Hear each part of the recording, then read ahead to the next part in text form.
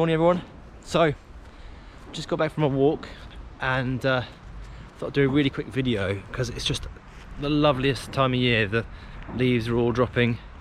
It's sort of all the colours started to come out and all the kind of acers and the maple leaf and all kinds of things. So I think people start getting a bit down this time of year and thinking, oh, summer's over, you know, what are we gonna do? It's kind of already sort of the nights are closing in.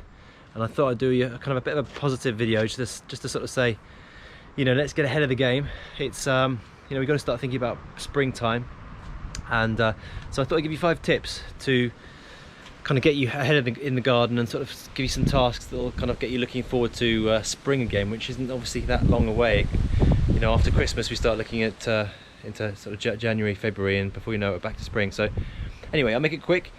Thought I'd give you 5 tips. So first one is kind of sowing your lawns. If you've got kind of areas of patchy lawn, this is the time to do it. It's still warm, it's still wet, and there won't need to be any watering to be done. It's just throw the seeds down, scratch it over, put a little bit of either soil or something over the top of it, topsoil, and then just stand it in so the seeds got contact with the ground.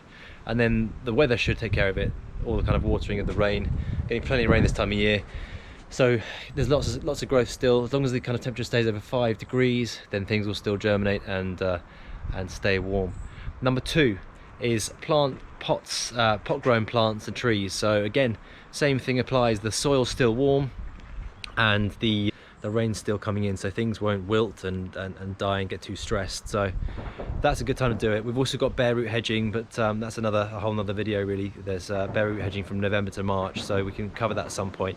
Number 3, you can actually clear away leaves. You know, that leaves falling on the lawn and debris and things like that, it's going to kill off your grass. So make sure you kind of keep looking out for any kind of big areas of leaf that fall on the grass, and rake it up and make sure it doesn't kind of kill the grass off quickly. Number 4 is deadhead roses. This is a prime example here. We've actually still got some flowers coming through, but you can see up here it's a big old rose. I'm actually going to take quite a lot of the foliage out of this one and cut it quite far back, so it's a good time to do it. Deadhead, you'll still get some buds coming through, and that'll flower obviously, but main thing to do here is just kind of get some of some of the stems that are really congested. Wow, she's trying to attack me. Really congested, and also just allow some light and some circulation through the whole plant, and that's going to be a really good one to get on top of. Let me see what else we got. So Christmas bulbs, that's a massive thing that people don't really think about until the last minute. So bulbs in Christmas, you're looking at things like hyacinths, which have a lovely fragrance on the kind of on the table at Christmas.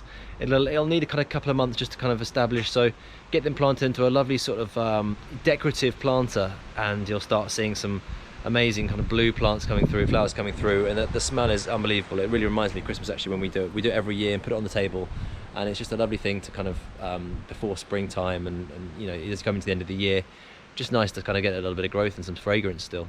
Look at spring flowering bulbs as well. Don't kind of you know, don't ignore the fact that it's not that far away. So you need to start prepping for those to get them so that they can kind of start establishing, start rooting down this time of year.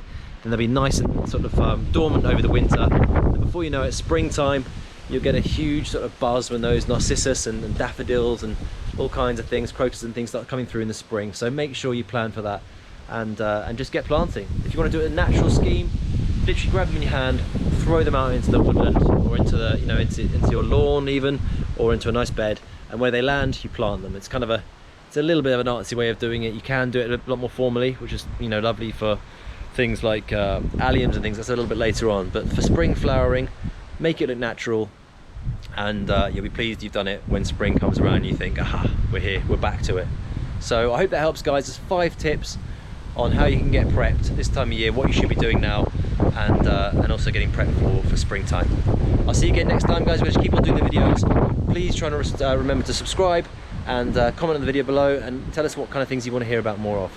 We'll see you again next time. Cheers.